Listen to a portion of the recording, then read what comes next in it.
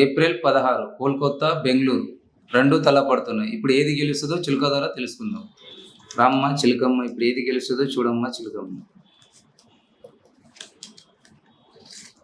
చిలకమ్మ చెప్తుంది బొంబాయి గెలుస్తుందని చిలకమ్మ చెప్తుంది. బొంబాయికే ఓటేసింది.